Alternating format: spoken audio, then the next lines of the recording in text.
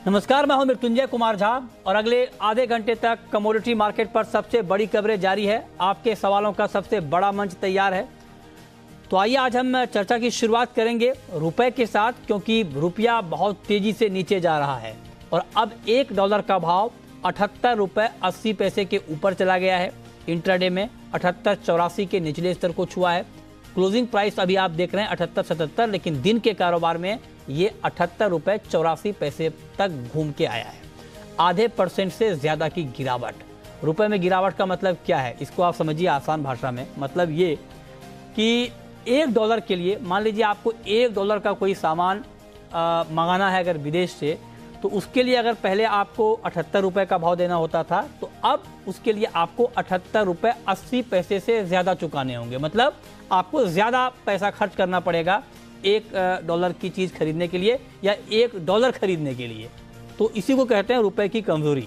और रुपया इसलिए कमज़ोर हुआ है क्योंकि आप देखिए कि जो विदेशी निवेशक हैं, जिसे अंग्रेजी में FIIs कहते हैं, उनकी बिकवाली भारतीय शेयर बाजार में लगातार बढ़ रही है, बहुत तेज़ी से बढ़ रही है और इसीलिए शेयर मार्केट भी दबाव में है। एक तो ये वजह है। दूसरी वजह है कि कच्चे तेल के दाम बढ़ रहे हैं। $117 के ऊपर चला गया है क्रूड, ये भी एक बड़ी वजह है। और तीसरी वजह है डॉलर के इंडेक्स का बढ़ना। इस साल डॉलर का इंडेक्स 8% के आसपास मजबूत हुआ है, लिहाजा रुपया 6% से ज़्यादा गिर गया। ये रुपए में गिरावट की वजह है। रुपए में गिरावट का असर आपके जीवन पे क्या होता है? रुपए में गिरावट का असर आपके जीवन पर यह होता है कि जो हम इंपोर्ट करते हैं, जैसे मान लीजिए हम खाने के तेल का बड़ा इंपोर्टर हैं, जो हम खपत हमारी है उसमें से 60% से ज़्यादा हम एडिबल ऑयल का इंपोर्ट करते हैं, तो इंपोर्ट करना हमारे लिए महंगा हो जाएगा एडिबल ऑयल का। हम कच्चे तेल का बड़ा इंपोर्टर हैं, 80% से ज़्यादा हम इंपोर्ट करते हैं कंजम्पशन का। क्रूड का इंपोर्ट महंगा हो जाएगा। इंपोर्ट महंगा होगा तो पेट्रोल डीजल के दाम बढ़ सकते हैं। खाने के तेल का इंपोर्ट महंगा होगा तो उसके दाम बढ़ सकते हैं। इलेक्ट्रॉनिक गुड्स का हम इंपोर्ट करते हैं, गोल्ड का हम इंपोर्ट करते हैं। जो तमाम चीज़ें जो इंपोर्ट होती हैं वो सब चीज़ें महंगी हो जाएंगी रुपए के कमज़ोर होने से। इसके अलावा विदेशों में पढ़ाई करना महंगा हो जाएगा, क्योंकि आपको ज़्यादा पैसे वहाँ पर लेकर जाने होंगे। तब आपको डॉलर जिस तरह से कमज़ोर हुआ है, डॉलर जो मजबूत हुआ है, तो वो आप खरीद पाएंगे। विदेशों में घूमना फिरना आपके लिए महंगा हो जाएगा। लेकिन हाँ, फ़ायदा कहाँ होता है? फ़ायदा रुपए की कमज़ोरी का होता है एक्सपोर्टर को। जो एक्सपोर्टर है, जो एक्सपोर्ट करता है यहाँ से, उनके लिए फ़ायदा है, और लेकिन इम्पोर्टर के लिए ये घाटे का सौदा है। तो ये बात हो गई रुपए में कमज़ोरी की। अब हमारे साथ इस पर बातचीत करने के लिए दो एक्सपर्ट हैं। राजीव कपूर हैं ट्रस्ट लाइन के, रवि दियोरा हैं कुंवरजी कमोडिटीज़ के। आप दोनों का बहुत बहुत स्वागत है। और साथ ही सोयाबीन पर एक खबर है, उस पर बात करने के लिए हमारे साथ DN पाठक साहब हैं, ED हैं, सोपा के, इंदौर से जुड़ेंगे। आप सभी का बहुत बहुत स्वागत है। राजीव जी, पहला सवाल आपसे यही कि रुपए की गिरावट क्या अभी और बढ़ने वाली है? गुड इवनिंग मृत्युंजय जी। देखिए, जिस तरह का रुख रुपये ने गिरावट में दिखाया है, थोड़ा और लगता है कि कमज़ोर हो सकता है रुपया यहाँ से। अगर मैं रुपये की बात करूँ डॉलर के बनस्पत, तो रुपये ने करीबन इस साल में मृत्युंजय जी जो गिरावट दी है वो करीबन 7 से 8% की गिरावट आई है, जबकि डॉलर इंडेक्स जो है उसमें जो बढ़ोतरी देखने को मिली है वो करीबन 12 से 13% की देखने को मिली है 2022 में। तो थोड़ा रुपये ने डेफिनेटली कुछ आउट परफॉर्म जरूर किया है, बट गिरावट डेफिनेटली है। गिरावट के पीछे कारण ये है कि जिस तरह से महंगाई की दर बढ़ रही है, उसके कारण डॉलर में एक एक्सेप्शनली स्ट्रेंथ देखने को मिली है और उसका असर हमें भी देखने को मिला है। और साथ साथ हिंदुस्तानी मार्केट में जो विदेशी निवेशकों की जो बिकवाली हुई है, उसमें भी काफ़ी प्रेशर जो है हमारे रुपये पे डाला, क्योंकि उनकी बिकवाली के बाद जो डॉलर वो विदेशों की तरफ ले गए, तो डॉलर की मांग उनकी निकल कर आई और उसके कारण भी रुपये पे हमने दबाव आते हुए देखा। प्लस जिस तरह से क्रूड ऑयल के बढ़ते हुए दाम है, जो लगातार $110 के ऊपर ट्रेड कर रहे हैं, इसका भी असर हमें हिंदुस्तानी रुपये के ऊपर देखने को मिला है। और अगर बात करें चाल की, तो अभी ऐसा लगता है कि मृत्युंजय जी ये गिरावट थोड़ी और बढ़ सकती है। अगर मैं डॉलर INR और डॉलर की बात करूं, तो डॉलर जो है INR के मुकाबले में करीबन 79.20 79.30 तक भी और ऊपर में देखने को मिल सकता है। हालांकि जो आज की बढ़ोतरी है, अगर मैं पूरे साल की बात करूं तो काफ़ी बड़ी बढ़ोतरी मानी जाएगी। आज में करीबन डॉलर 50 पैसे बढ़ा है, मतलब आधे प्रतिशत से भी ज़्यादा की गिरावट रुपए में देखने को मिली है, जो कि अमूमन इस साल में कम दिनों में देखने को मिली थी। तो मुझे लगता है कि कल और बढ़ोतरी आनी चाहिए, कम से कम 30-40 पैसे की बढ़ोतरी और देखने को मिल सकती है। यहाँ से 79.20 79.25 तक डॉलर और बढ़ सकता है और रुपए में ये गिरावट देखने को मिल सकती है। ओके, तो ये राय आपकी हो गई डॉलर रुपी पर। आपका व्यू क्या है देवरा जी रुपए की इस गिरावट पर? डिस्कस हुए तो वैसे ही देखे तो ये फंडामेंटल अभी थोड़े रुपए के अगेंस्ट है। अभी तक इतना इम्पैक्ट क्यों नहीं आ रहा था? जब लास्ट टाइम भी क्रूड हायर लेवल पे गया था, डॉलर इंडेक्स भी 104 के ऊपर गया था, तब क्या था, हमारा जो टोटल फॉरेक्स रिजर्व है वो 610 बिलियन डॉलर से ज्यादा था। इस हिसाब से आरबीआई ने काफी बहुत मैनेज कर लिया और इसी हिसाब से देखे तो रुपये काफी स्टेबल रहा। बट अभी जो आरबीआई का जो हमारा जो इंडिया का टोटल फॉरेक्स रिजर्व जो आरबीआई के लेटेस्ट डेटा है, अकॉर्डिंग टू दैट वो 590 बिलियन डॉलर के करीब पहुंच चुका है। इस हिसाब से आरबीआई के पास लोअर स्कोप होगा कि इंटरवेंशन वो ज्यादा करे, रेगुलर जो अभी तक आरबीआई का इंटरवेंशन देखा है। तो इस हिसाब से मुझे लग रहा है कि यहाँ पे थोड़ा बहुत और वीकनेस आप एक्सपेक्ट कर सकते हैं। लेवल स्पेसिफिक बात करें तो मुझे ब्रॉडर रेंज अभी शॉर्ट टर्म में 78 से लेकर 98.50 तक लग रहे हैं। तो और यहाँ से 60 to 70 पैसा की वीकनेस है आपको आगे जाके देखने को मिलेगी। और आज के रिएक्शन का दूसरा एक रीजन है कि आज रुपये की एक्सपायरी थी, इस हिसाब से हमें थोड़ा बहुत स्टीप रिएक्शन देखा। जब डॉलर इंडेक्स में इतना मोमेंटम नहीं था, तो मेरे हिसाब से ये दोनों रीजन, एक तो आरबीआई का इंटरवेंशन कम होना और साथ में देखे तो आज डॉलर के सामने रुपये का अंडर परफॉर्म करना, इस हिसाब से मुझे लग रहा है कि आगे जाके अगर डॉलर इंडेक्स में बढ़ोतरी देखने को मिले तो और गिरावट रुपये में देखने को मिल सकती है। ठीक है, तो ये राय आपकी हो गई रुपए को लेकर। लेकिन इस बीच एक खबर आ रही है और खबर ये है कि गोल्ड और प्रीसियस स्टोन को अब ई वे बिल के दायरे में लाया जाएगा। ये ताज़ा खबर है और राज्यों को इस बारे में मॉडलिटीज़ तय करने की छूट होगी। केरल एफएम वाली जीओएम की सिफारिशों को जीएसटी काउंसिल ने मंजूर कर लिया है। ये इस वक्त की ताज़ा खबर है। इस खबर का मतलब क्या है, इसका क्या इम्पैक्ट होगा, ये समझाने के लिए हमारे साथ इब्जा के सेक्रेटरी सुरेंद्र मेहता जी जुड़ रहे हैं इस वक्त फोन लाइन पर। मेहता जी, बहुत स्वागत है आपका। ये जो गोल्ड और प्रीसियस स्टोन को ईवे बिल के दायरे में लाया जाएगा, सर क्या मतलब है सर इसका? देखिए, जब 2017 में जीएसटी इंट्रोड्यूस हुआ था और उसके बाद जब ईवे बिल को लाया गया था, तभी भी ये कहा गया था कि गोल्ड और प्रीशियस मेटल को इसमें लाया जाएगा ईवे बिल के दायरे में। लेकिन उस वक्त पूरी इंडस्ट्री ने सिक्योरिटी कंसर्न की थोड़ी सी मंशा जाहिर की थी कि इसमें किस तरह से हमें सिक्योरिटी मिलेगी, क्योंकि जब ईवे बिल बनेगा तो ये सारा का सारा एक ओपन फोरम में कौन सा गुड्स का मूवमेंट कहाँ पे हो रहा है ये पता चल जाता है। लेकिन मेरे ख्याल से अब इसको 4-5 साल बीत चुके हैं और काफी जीएसटी डिपार्टमेंट ने भी इस पे बहुत वर्किंग की है और इस प्रकार से कोई भी डेटा जो उसकी सीक्रेसी रिवील नहीं होगी, ये हम लोगों की उम्मीद है। और अगर सीक्रेसी रिवील नहीं होती है कहीं पर भी, तो ईवे बिल के दायरे में जिस तरह से दूसरे प्रोडक्ट हैं और ये भी आ जाए तो कोई इससे कोई बहुत बड़ा फर्क पड़ने वाला है। तो पहले ईवे बिल का विरोध कर रहे थे क्या?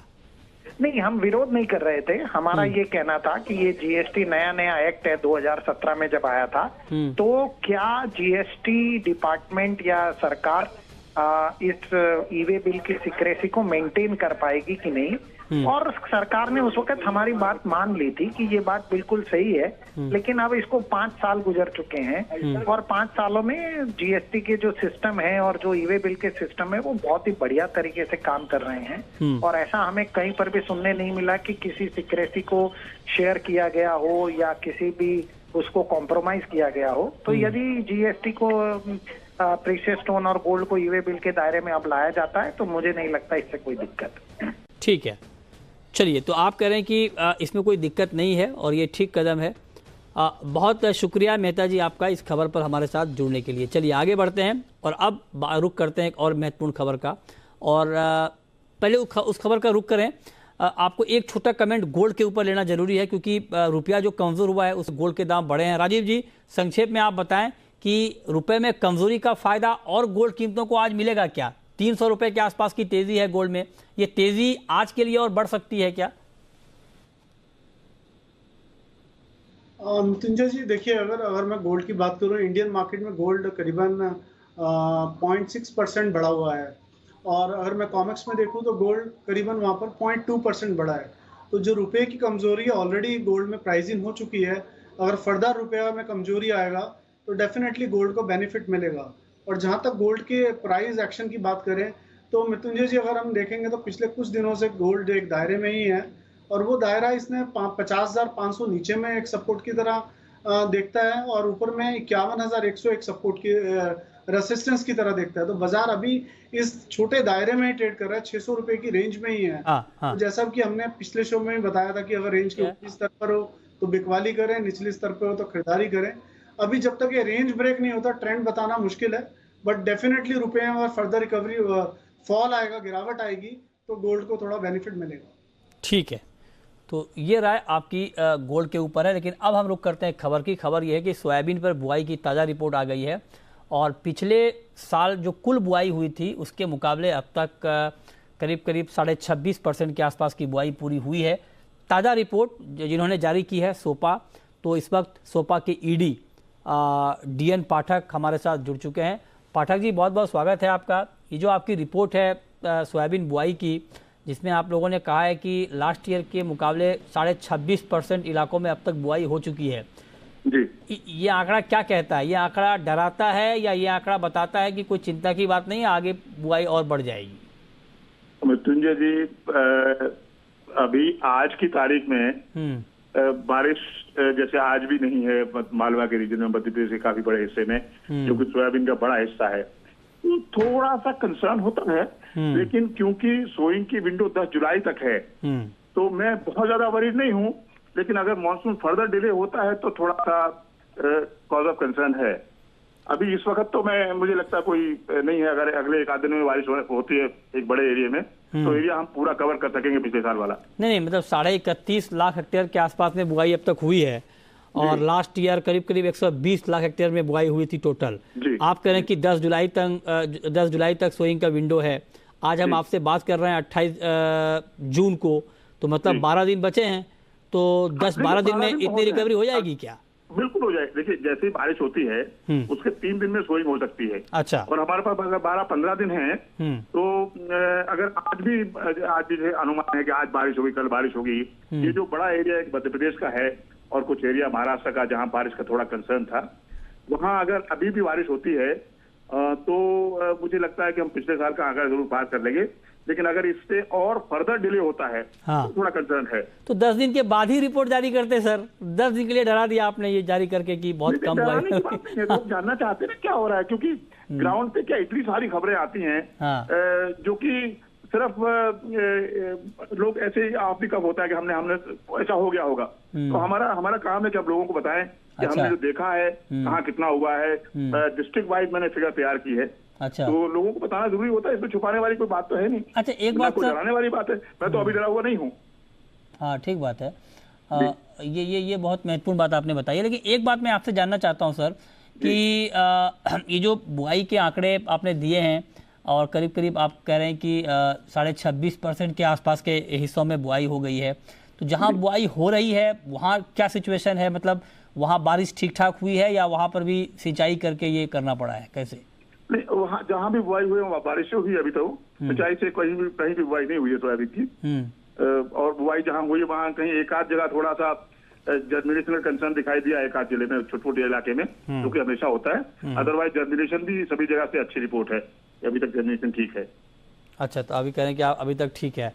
तो एक बात सर और कि इस बार मतलब चूंकि आप तो किसानों के बीच में भी रहते हैं, किसानों से संपर्क में रहते हैं, किसानों का मूड माहौल कैसा है सोयाबीन की खेती को लेकर? क्या वो लोग ज्यादा अभी उत्सुक हैं मतलब सोयाबीन खेती को लेकर?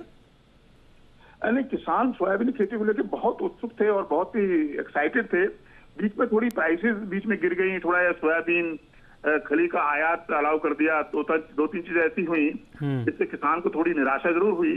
लेकिन क्योंकि कीमतें अभी भी बहुत अच्छी हैं किसान के लिए, तो किसान है सोयाबीन की खेती इस बार तो जरूर करेगा, इसमें कोई डाउट नहीं है। अच्छा, ठीक है सर। एक बात और देखिए, चूंकि इस खबर पे हम आपसे बात कर रहे हैं और एक सोपा की तरफ से और प्रेस रिलीज आई है, उसको मैं ठीक से पढ़ नहीं पाया था और इसलिए उसका ग्राफिक्स भी हम अपने ऑडियंस को नहीं दिखा पा रहे हैं कि आप लोगों ने कस्टम ड्यूटी रोल बैक के लिए कुछ लिखा है एडिबल ऑयल पर। जी जी जी। तो जरा बता दें सर, क्या खबर है, ये क्या डिमांड कर रहे हैं आप लोग? देखिए पिछले एक महीने में जो विदेशी आयातित तेल हैं उनके भाव इतनी बुरी तरह से गिर गए हैं, टंबल हो गए हैं कि जो ड्यूटी बिल्कुल जीरो कर दी थी, अब वो टाइम आ गया है कि उसको दोबारा रिलुक करना चाहिए, रिकंसिडर करना चाहिए। अच्छा, खासतौर से तब जबकि सोयाबीन की और खरीफ की ऑयल सीड की फसलों की बिजाई हो रही है। अच्छा, ताकि प्राइसेस और ज्यादा टंबल नहीं करे बहुत ज्यादा, नहीं तो किसान जो है डेफिनेटली बहुत डिस्करेज होगा, बहुत निराश होगा कि हम सोयाबीन, हम तो एक तरफ हम बात करते हैं कि हमको आत्मनिर्भर होना है और ज्यादा ऑयल सीड उगाने हैं, दूसरी तरफ हमने ड्यूटी जीरो करके रखी हुई है, जो कि कंज्यूमर के लिए जब की थी तो बिल्कुल सही कदम किया था सरकार का। लेकिन अब जबकि कीमतें काफी गिर चुकी हैं, पाम ऑयल की भी, सोयाबीन की भी, सन ऑयल भी आने की उम्मीद होने लगी है। अच्छा, तो मुझे लगता है कि जो ड्यूटी जीरो कर रखी है उसको एक बार सरकार दोबारा रिविजिट कर सकती है। अच्छा, तो आप मतलब आप कह, अच्छा ठीक है, तो आप कह रहे हैं कि चूंकि दाम घट गए हैं तो ड्यूटी को रोल बैक, मतलब जो बहुत जीरो की गई थी उसको वापस, तो मतलब आप क्या कह रहे हैं कि जीरो से वापस करके जो पुराने लेवल पे है वहां पर मतलब कर दे, या बीच में कोई? मैं ऐसा नहीं कह रहा हूँ, पुराने लेवल पे तो 37% ड्यूटी, मैं वो नहीं, बिल्कुल नहीं कह रहा हूँ मैं ऐसा। हाँ, लेकिन जो जीरो किया है उसको रिविजिट तो करने की जरूरत है। क्या मतलब रिविजिट करके क्या करेंगे? रिविजिट करने के बाद क्या करेंगे? कितना परसेंट? कितना परसेंट बताना पड़ेगा सर। हाँ, पहले जो AIDC हटाया है उसको तो लागू करें दोबारा 5%। अच्छा, 5% AIDC, उसके अलावा कुछ नहीं? तुरंत करना चाहिए मुझे लगता है। उसके बाद कुछ नहीं अभी? उसके बाद देखते हैं बुआई कैसे रहती है, भाव कैसे रहते हैं, इंटरनेशनल मार्केट कैसे चलती है। ये क्या डायनेमिक सिचुएशन है, ये जो भाव गिरे हैं इंटरनेशनली, ठीक है, किसी को आइडिया नहीं था कि भाव इतने गिर जाएंगे। अच्छा, अभी क्या प्राइस है सर सोयाबीन का इंदौर में स्पॉट मार्केट में? इंदौर में नहीं, मुझे आज का प्राइस तो नहीं मालूम। एक मोटा मोटी फिगर, मतलब अभी हाल फिलहाल का क्या प्राइस है स्पॉट का?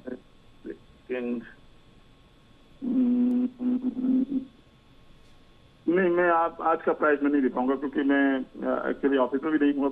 अभी भी दिल्ली से आया हूँ, मैं एयरपोर्ट के नहीं, ठीक बात है, रास्ते में हूँ। नहीं, बिल्कुल ठीक बात है, ये बहुत ईमानदार वाली बात है कि ठीक है, अगर नहीं जानकारी है तो नहीं है, हम कल बताएंगे। सोयाबीन एक्चुअली एयरपोर्ट से घर के रास्ते में हूँ, तो नहीं, बिल्कुल ठीक बात है सर। हाँ, राइट, ठीक बात है, हम कल बताएंगे अपने ऑडियंस को कि क्या स्पॉट का प्राइस है। बहुत शुक्रिया पाठक जी आपका जुड़ने के लिए और डिटेल में इस खबर पर अपनी राय रखने के लिए। चलिए आगे बढ़ते हैं, अब शुरू करते हैं सवाल और जवाब। पहला सवाल है रोहन का, मध्य प्रदेश से। पूछिए रोहन जी।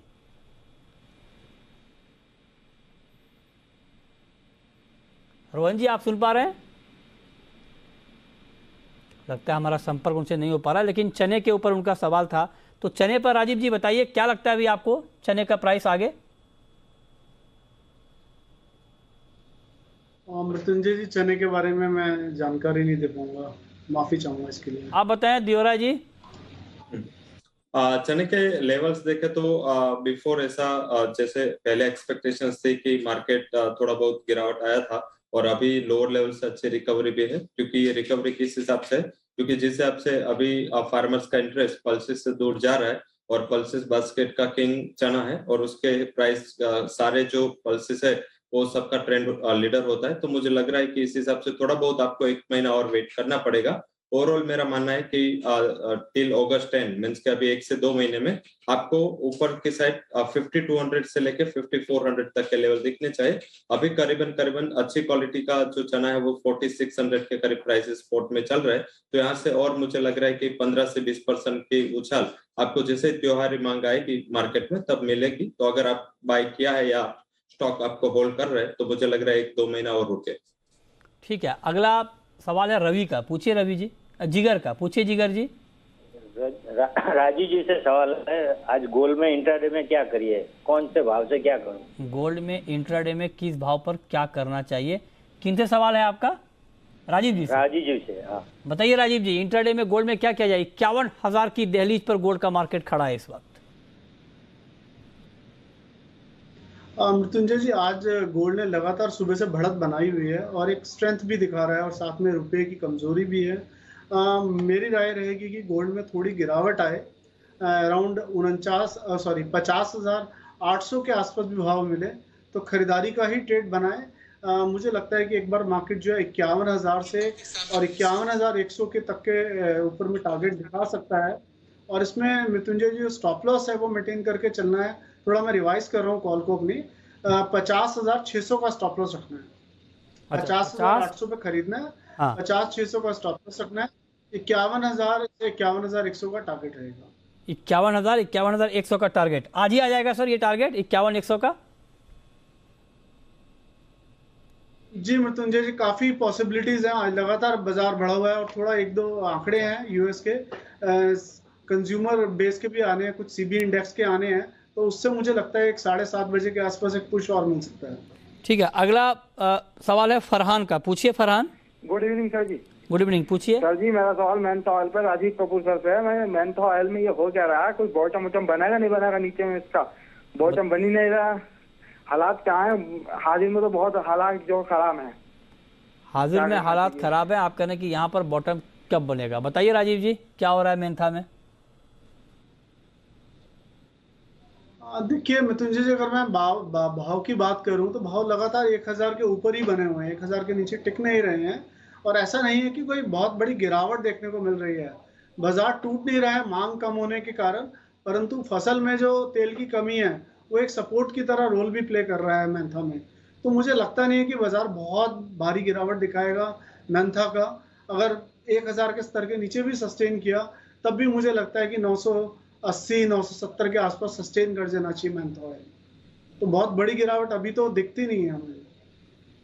ठीक है, ओके, ये राय आपकी हो गई मेंथा पर, और इस पर आप नज़र रखें। 1000 का प्राइस है, क्लोजिंग प्राइस मेंथा का।